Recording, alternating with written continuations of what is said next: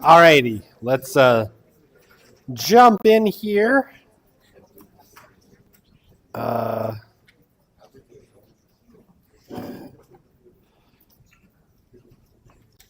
Okay.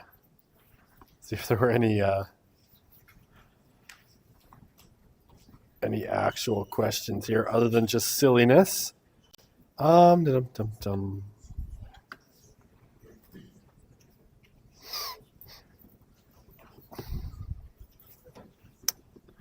Okay.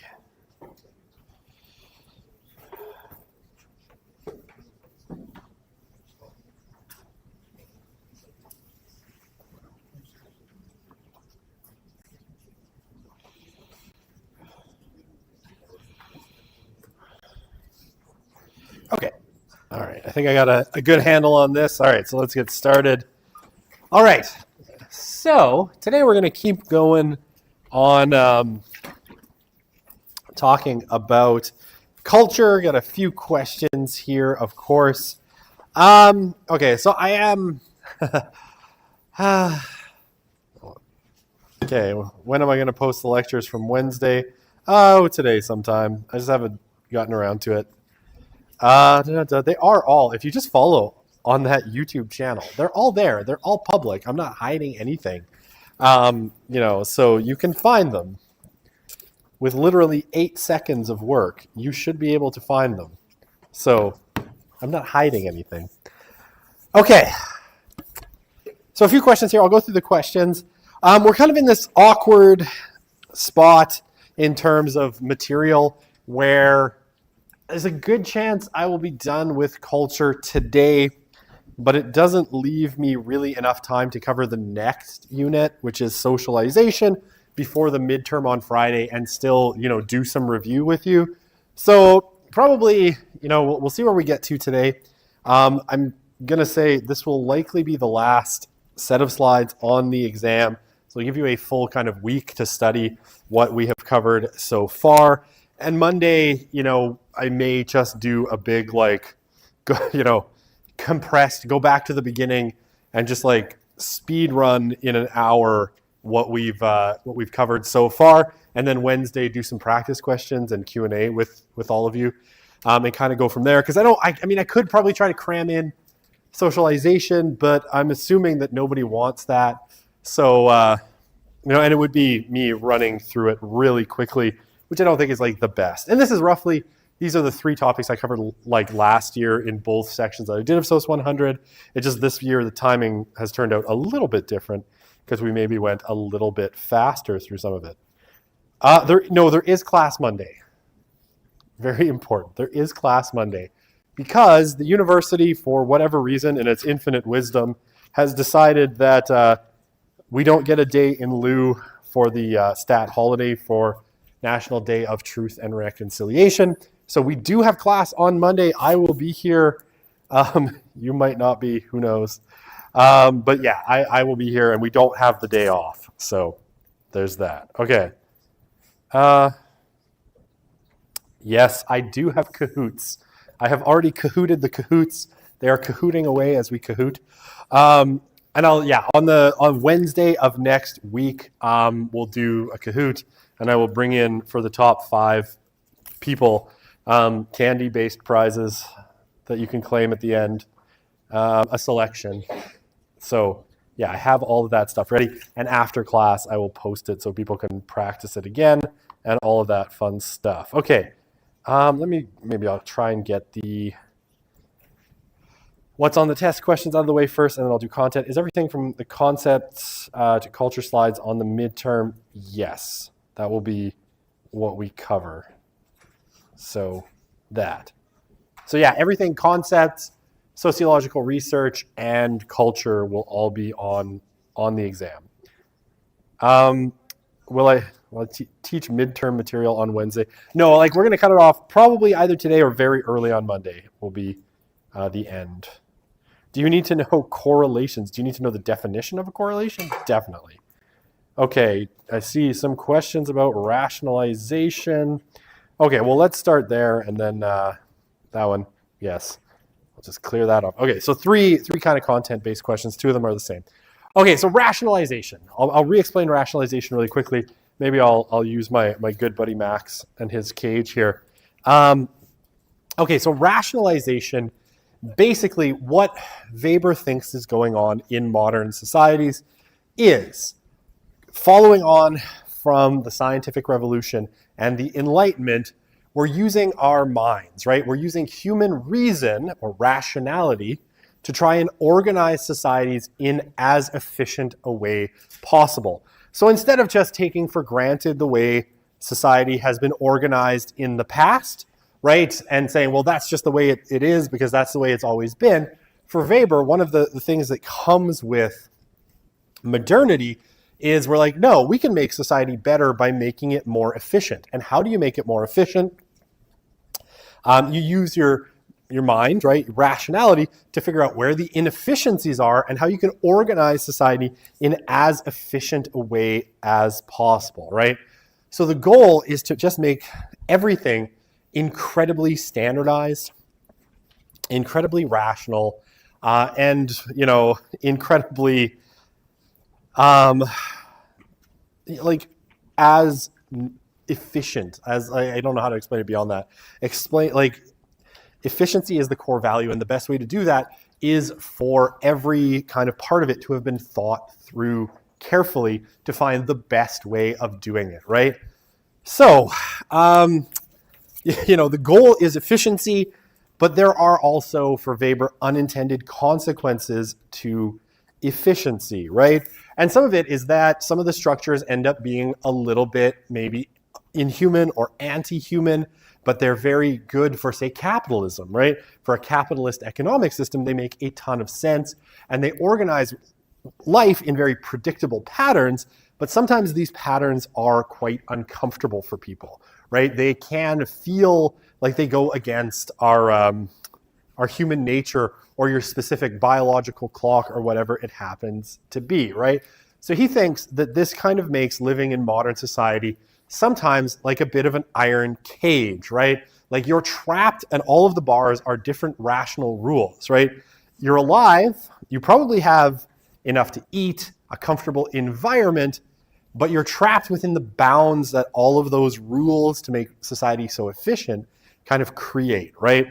And here I gave the example last time. Some students told me it was a good example, so I'll use it again, of my teenage daughter, right, who is not a morning person, right? She hates getting up. In fact, she missed the bus today for the third time this week, much to my great delight, because I love driving her to school. It only takes me like 20 minutes out of my way. I love her dearly, but today, there was thoughts of maybe selling her. Could we get a good price? She's awfully sassy. I joke, of course, but it was like, you're gonna miss your bus. I know. Like, well, if you know, why aren't you moving faster? Incapable of doing so, I believe, right? But like, if you ask her, right, and she said this before, if she could choose what time she went to school, she would go from like noon or 1 o'clock until like 7 o'clock at night, because that's when she's the most awake. But we have this kind of very supposedly efficient and rational system that's like, okay, we're going to put kids in school, and the school is going to start at 8:30 and it's going to go till 3:30. Now, why is it there? Well, it's very efficient, right? Their parents need to work, in theory. And not drive them all over Hell's Half Acre, right? Their parents need to work, and so we need to sync up school time with work time so that parents have the ability to go to work and know that their children are, in an institutional supervised context while they are at work, right? And this is a very efficient way of organizing this part of life, right? We know that, hey, the school clock meets with the work clock, right? And, working 9 to 5 kind of jobs, 40 hours a week, all this kind of stuff is going to fit well with the school schedule, because by the time you put them on the bus and get them home, it's going to be around the same time parents get home from work. And so it's all going to sync up. It's very rational, very efficient. Except, of course, that for her, it goes against her apparently entire being, because getting her out of bed in the morning is a challenge, Sisyphusian in its sort of impossibility. A little Greek mythology for you on Friday, right? Sisyphus was the one who rolled as a punishment for whatever he did, I can't remember, would roll the giant boulder up a hill. And just when he would get to the top, it would roll back down and he'd have to start again. This is kind of like what it is to wake up my teenage daughter. I'm like, I got her out of bed, but no, she's lying down again. What happened? Okay, so hopefully that kind of makes sense. I've explained rationalization. I'm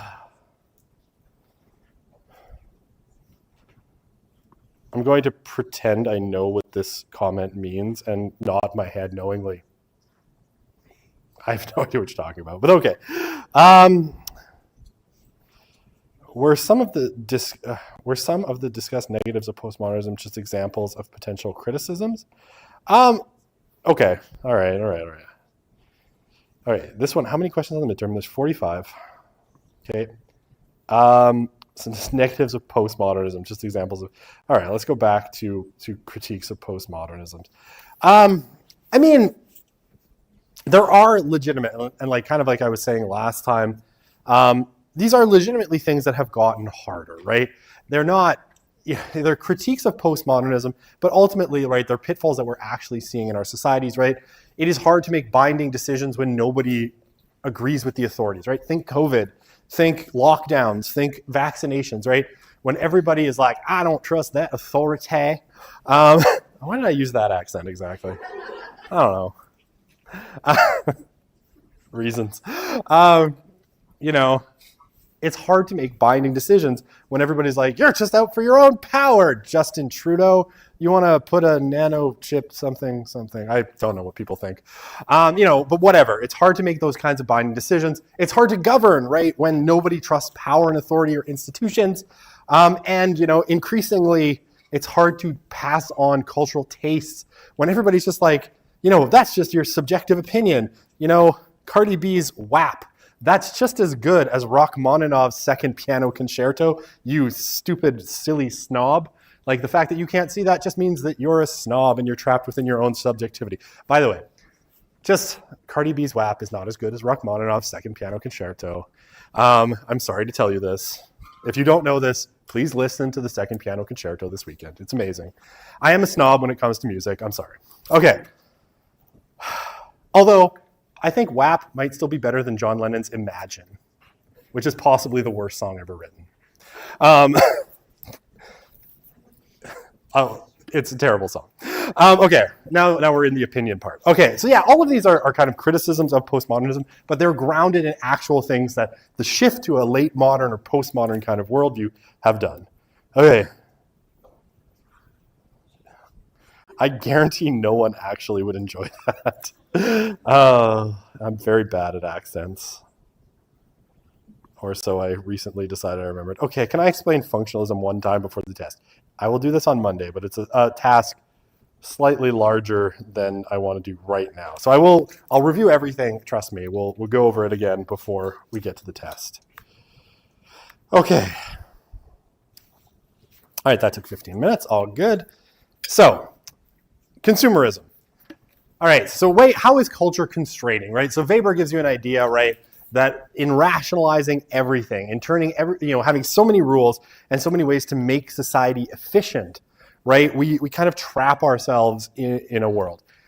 Other kind of critics, particularly kind of conflict theorists or Marxists, have come to view consumerism as a way that culture can be constraining, right? So the tendency to define ourselves in terms of the goods we purchase is one of the ways that it's constraining.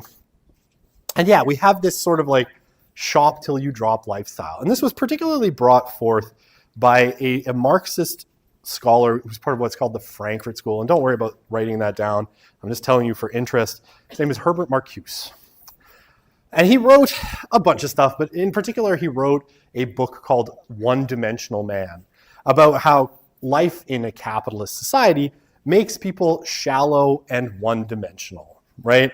Where basically everything becomes about consumption, and your whole life is driven by the impulse to consume more constantly, well beyond when your needs are actually met, right? And so what Marcuse is sort of looking at, he's looking at, say, American society in the 60s and 70s and saying all of these people have essentially what they need to live, right? They have clothing, the society generates plenty of food,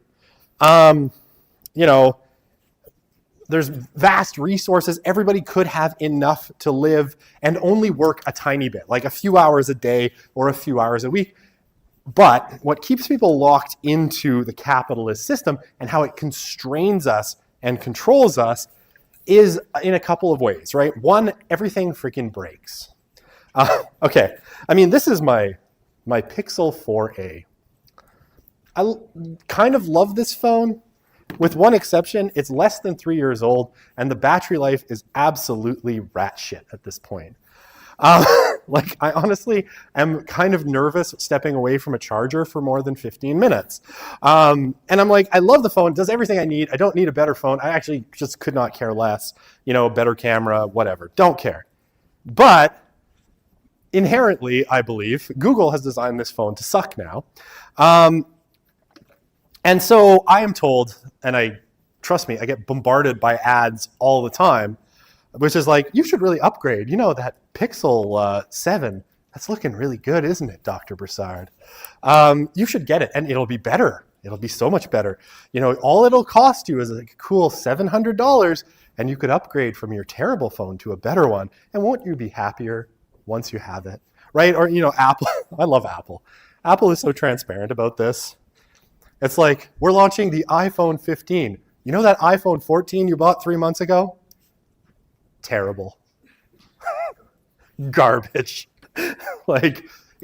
This one is 8.4% faster with a 5% better camera, and you'll be ashamed of yourself if you even are seen in public with an iPhone 14. So you better shell out $1,500 and buy an iPhone 15, right? Or whatever. I don't even know. They're probably like $17,000 now. I can't keep track of Apple's pricing anymore. I just know everything gets more expensive for no reason. And it's like shop till you drop. And they're going to put out ads that are like, look at what you could do with this version of the iPhone that you couldn't do with the last one or something, right? So to keep you buying, right? Even though your iPhone is perfectly fine, I could go get the battery swapped out in my Pixel 4a, and it would be fine probably. And I actually don't need anything that newer models do, right? But I'm told, well, you should get a better one, a newer one. It shouldn't be repaired. You shouldn't even care that you can't repair it. Marcuse made this argument with cars, right, in particular, that cars could be designed to last 1 million miles, right?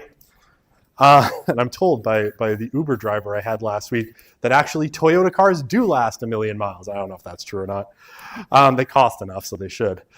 But that they don't, Marcuse says they don't do that because they want to keep you on the treadmill, right? You have to keep working. You have to keep generating excess profit for the capitalist class by constantly buying stuff. So you're always in debt.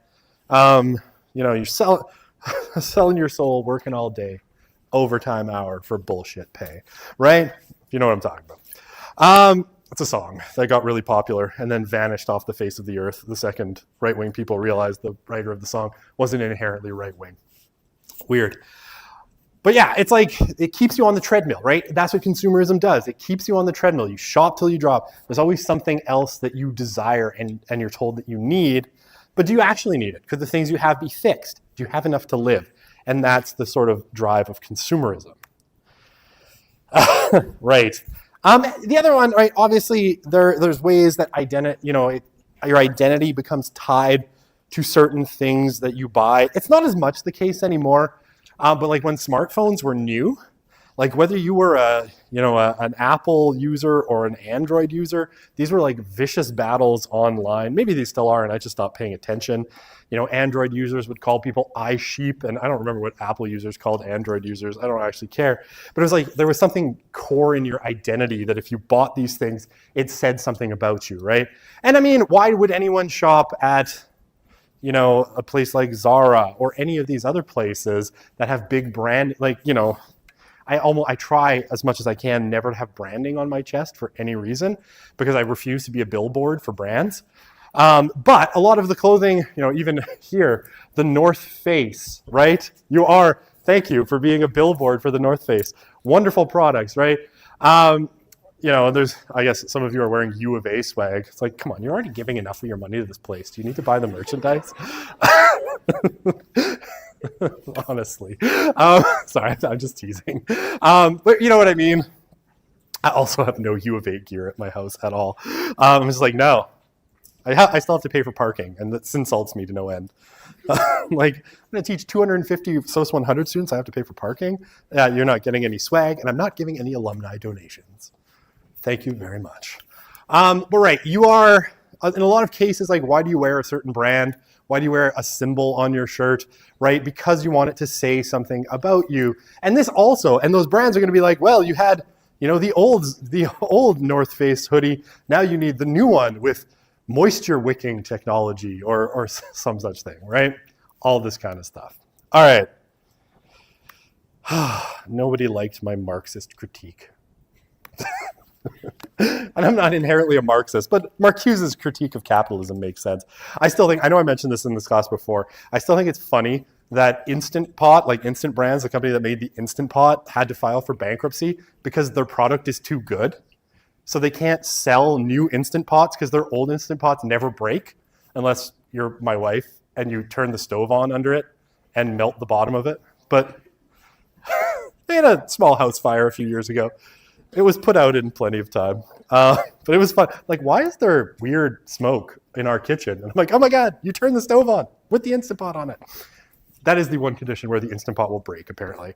Right? They went out of business. Why? Because it's too good of a brand. It works too well and it never breaks. And capitalism inherently doesn't reward not breaking things. Okay. So, other aspects of, culture as constraint. Increasingly, kind of capitalist societies kind of force people to inhabit subcultures, right?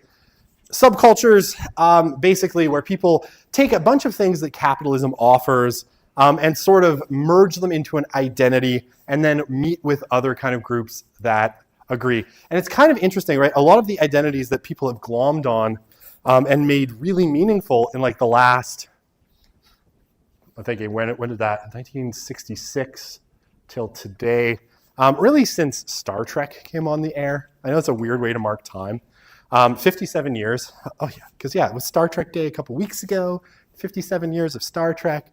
But since Star Trek came on the air, there's been this real movement of people kind of identifying with some of the products of capitalism as kind of core in their identity. And one of the ways that people do this is to buy items that help define them as a member of a particular subgroup.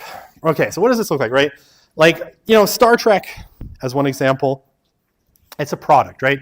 It was a TV show, and now it's a bunch of TV shows and movies and all this. And people would attach an identity, right? That you were a Trekker or a Trekkie or whatever. And that was part of your identity. Or you were a Star Wars fan, when Star Wars wasn't crap, which it now is, I'm sorry. And you would, show up to the premiere of the new Star Wars movie in your Jedi robe and your, with your light custom or your collectible lightsaber. And this was part of your identity. I had actually friends who did this. It was crazy. My sister, who's crazy. I love her, but she's nuts. Who showed up to the, when the last Harry Potter book was being published. I know it's a really long time ago now. I'm really old, I'm sorry. She was in costume at Chapters for the book launch to buy it because she had so attached her identity to Harry Potter, which odd for a grown woman, but who am I to judge? She was only in her mid-30s or in her 30s at that point. Anyway, right, you get it, right? A lot of what we think of as our identities that we build are actually just consumption of brands, right? So we create subcultures, distinctive groups that supposedly share values, right? People who love Star Trek are supposed to share the values of inclusivity and exploration and blah, blah, blah. I can't even be bothered to finish that sentence. but these are all just kind of ways that we buy things and turn them into identities and kind of reflect identities that are offered to us by capitalism. Again, this is a very Marxist kind of critique. Okay. All right, so countercultures are a little bit different. In a sense, countercultures start out as oppositions, often to the dominant kind of identity systems. But, I'll talk about kind of how this works, and this is an argument made by a guy named John Fiske. Countercultures then get reabsorbed into capitalism and turned into identities that can be sold. Okay, so what is a subculture, right? Usually it's a subversive counterculture that opposes dominant values and tries to replace them, right? So what would this look like, right? If you think of the 1970s, I don't know, apparently men think about the Roman Empire a lot, but I'm sorry. I mean, I have to say accurate, but what a strange thing to have come out in pop culture. But let's not think about the Roman Empire for a minute. Let's think about the 1970s.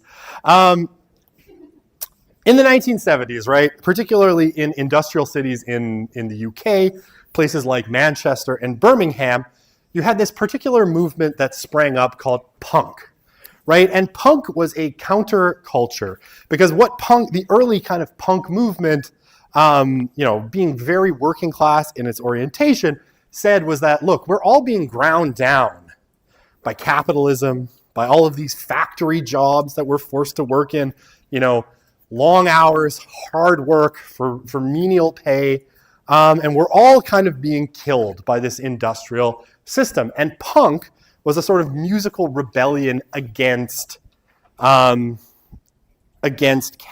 and against the factory system in England. And they did things in a kind of weird way, right? So they would take some of the products of capitalism and they would wreck them, right? So they would take leather jackets and they would put a bunch of metal studs through them. For some reason that I can't remember, safety pins became a big symbol of the punk movement. They would put safety pins on everything, right? They would dye their hair weird colors. I don't know, maybe not weird. I shouldn't say that because there might be people in this room with green and blue hair. But, at the time was seen as weird colors, right? Like this guy in the picture who has green hair, and style them in really outrageous kind of ways, right? They would tear their jeans, right? This was a absolute, because the jean pants were a symbol of the working class, right? Because that's the clothes that blue-collar workers wore jeans and denim shirts. And they would take them and they would rip them up and make them kind of useless for work, right? And it became this real movement, right? There were famous punk bands like the Sex Pistols that very much were opposition to the dominant order. Now, what ends up happening to the punk... Okay, and so you can say this about hip-hop too. Hip-hop very much starts as a counterculture movement, right? Where it's like, if you listen to early Snoop, and contemporary artists like that. To be honest, I'm not much of a rap and hip hop connoisseur. You might have been able to guess that. Notorious B.I.G., Tupac, right? These people, a lot of that music is incredibly anti-institutional, right? It has very much themes of anti-institutionalism. It's against the police. It's very much against the kind of established order that Black people are forced to live under, which is why it gets adopted by other groups that live in similar situations. Both of these things, right?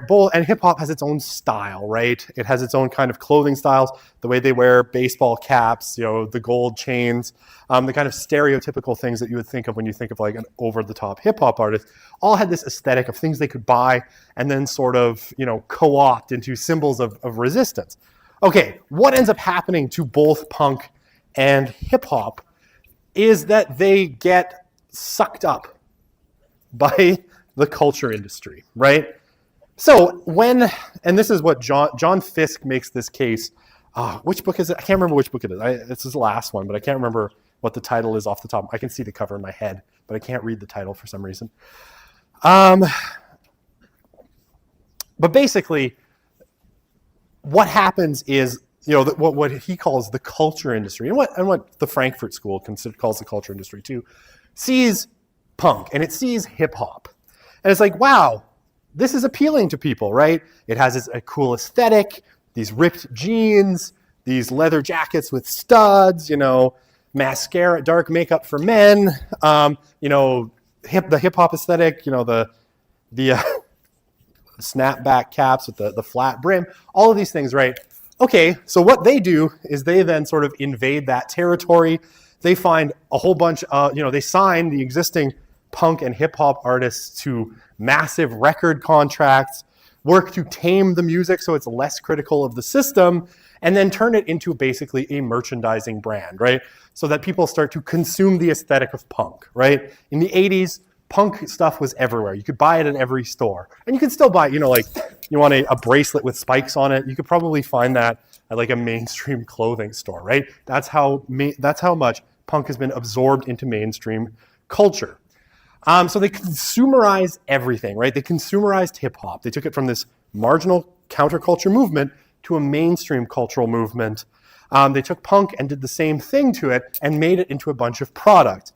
So countercultures are typically controlled under capitalism, according to this sort of Marxist view, by turning them into product and then flooding the market with those products in such a way as the whole thing gets diluted, right? There's no longer really any punk movement. There's punk music still being made, but it's so diluted into the system that we no longer recognize it kind of as countercultural at the end of the day. And same thing with hip hop, right? Hip hop used to be very countercultural. Now it is culture, right? Now it is part of the mainstream culture. It's been completely absorbed into the capitalist state, right? And that's what happens, right? And I mean, the reason that, I don't see any, but, you see people walking around with, shall we say, less than functional jeans with giant holes ripped in them. I'm so old. I'm so boring. Like, yes, your jeans have holes in them. That seems cold.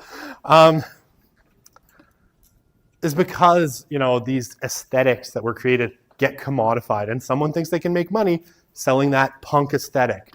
Stonewashed jeans or whatever it is. They turn around and sell it, and people are like, yeah, that was cool when I saw it on that punk rocker.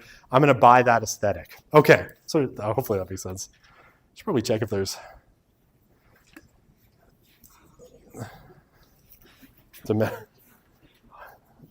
opinions on Disney adults.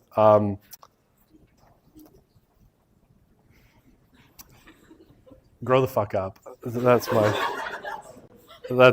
to go with that. I don't get it. Honestly, I'm like, I had a broken childhood. My parents refused to take me to Disneyland. And so at some point I lost my affection for Disney. And I'm like, so you want to go as an adult and visit The Little Mermaid? Why? I don't get it. But I don't know. Maybe I'm hurt and broken. The child inside me is dead, or at least tied up and held in the corner. Under the sea. Would the culture industry be counterculture or consumerism? Oh, the culture industry is all consumerism, right? But it'll take countercultures and turn them into mainstream products.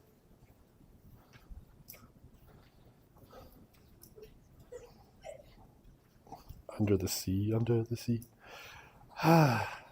You know what? I was dragged to see the new Little Mermaid movie, and it was mostly fine, other than the seagull attempting to sing some kind of rap song, which was possibly the worst thing I ever heard. Hey, with the culture industry, yeah, okay. Would some people's undying loyalty to Starbucks count as a subculture? I think that technically is classed as a cult. Sorry. I drink lots of Starbucks coffee only because they're everywhere and super convenient, but the coffee's really not that good. I know, I just hurt 1,000 baristas. Okay, is the government trying to stop counterculture, or does consumerism naturally stop it? A lot of Marxist scholars would say the government never needs to really stop countercultures because consumerism will step in and absorb them long before they become a legitimate threat to the system. Okay.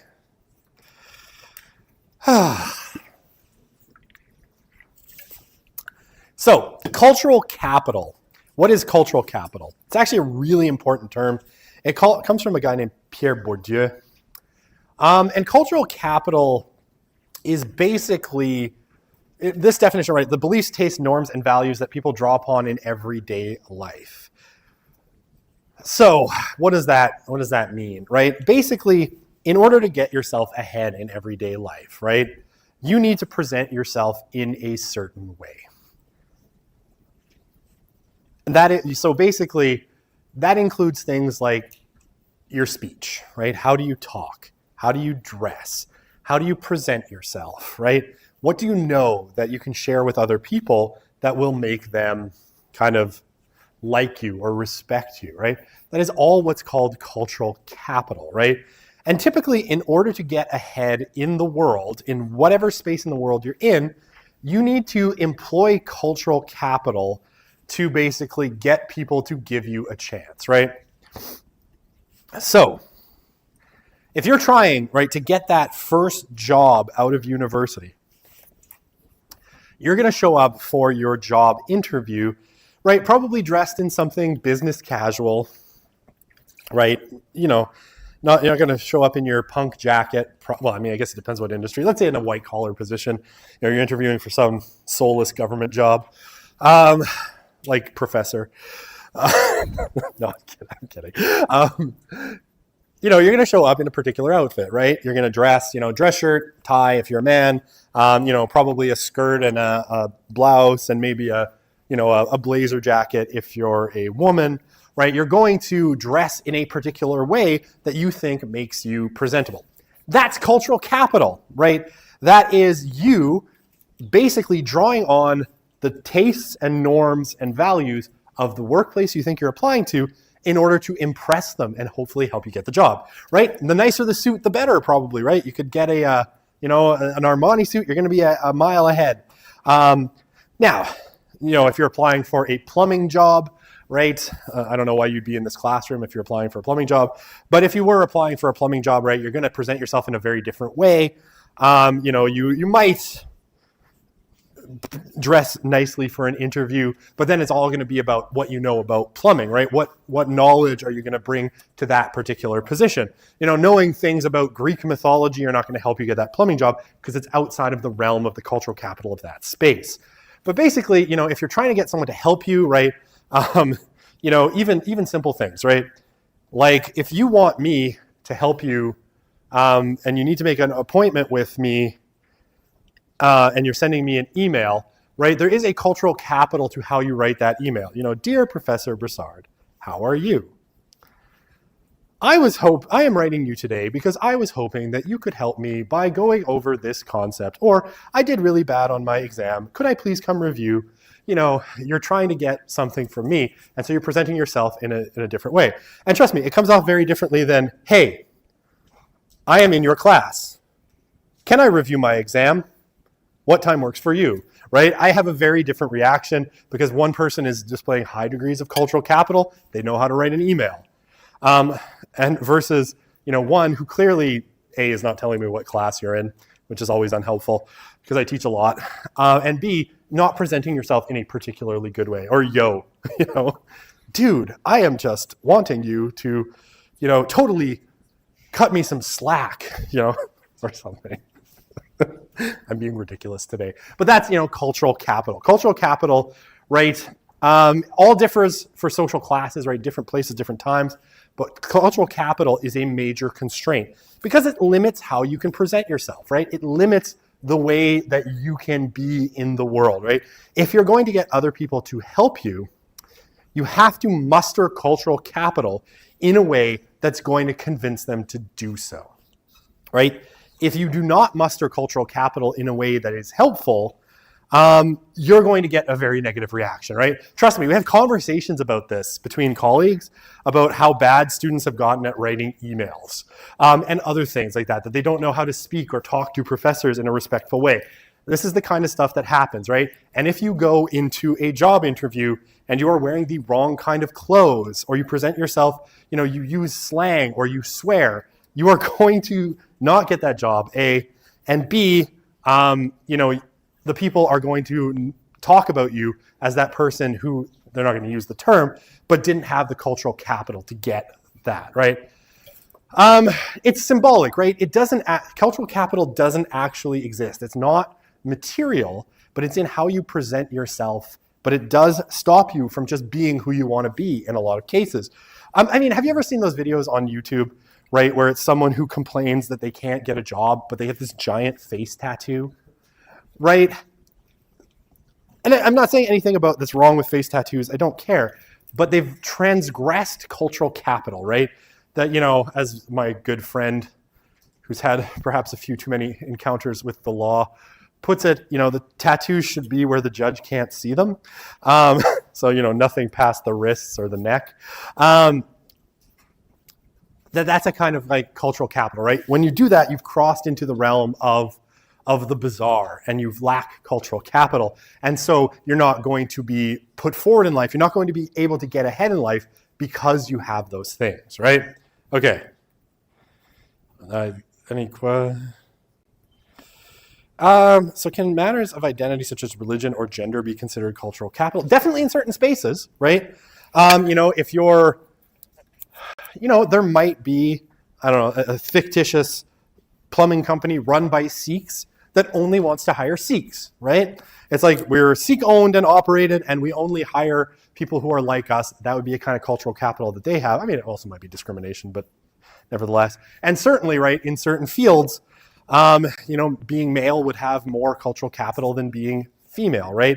They'd be more, especially if you're a young female. I certainly know lots of young women who found it frustrating getting into the job market because it was assumed by employers that, well, we're going to hire this person, we're going to work for a while, then they're going to get married, get pregnant, and be gone, right?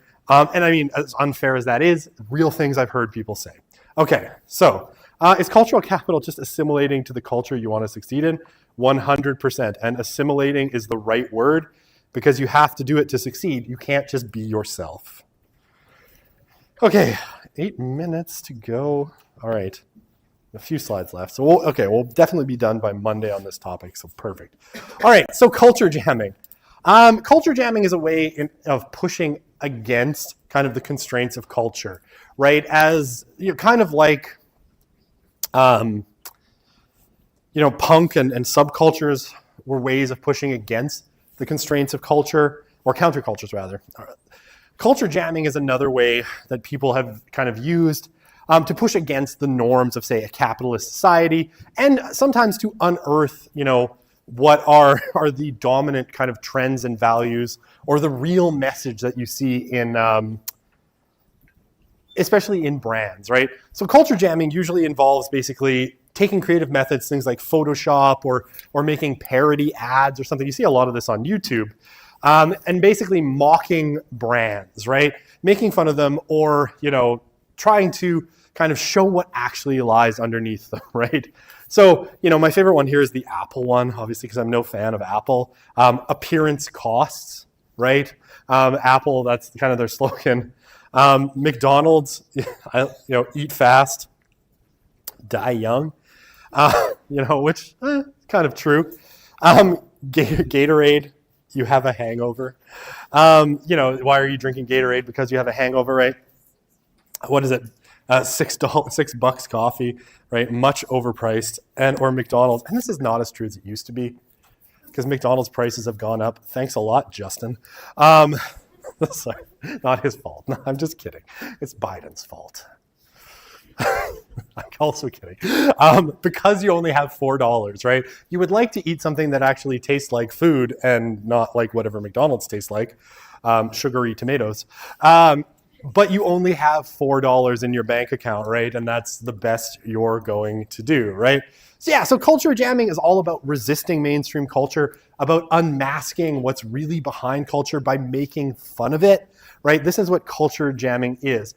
And you see a lot of it, like go on YouTube and just like look for parody ads. Maybe I'll bring one in on Monday and very quickly show you. But this is all culture jamming at the end of the day, right? Making fun of things, or IKEA, we throw in extra parts just to mess with you. Haven't we all lived that? Or, God damn it, I hate Allen wrenches. That's my thing with IKEA. So that's culture jamming, right? Culture jamming is all about kind of like trying to refigure what's offered by culture to unmask what's really going on. Okay. Anti-consumerist counterculture? Kind of. I mean, it's jokey and it's not as cohesive as, say, a counterculture. This top question is a really good question. I'll answer this question and then we'll leave it there for the week. Yeah, so clothes and dress being an example of tangible cultural capital.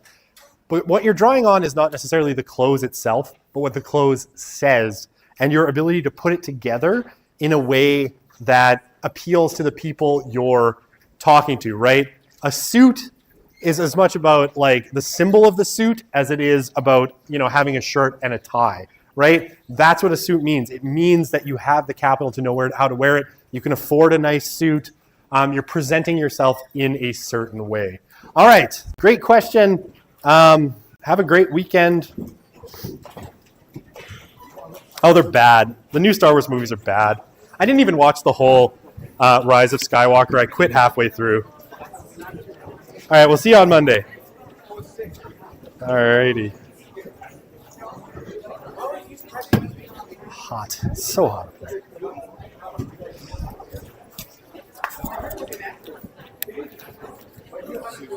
I asked a question, just an extension on that.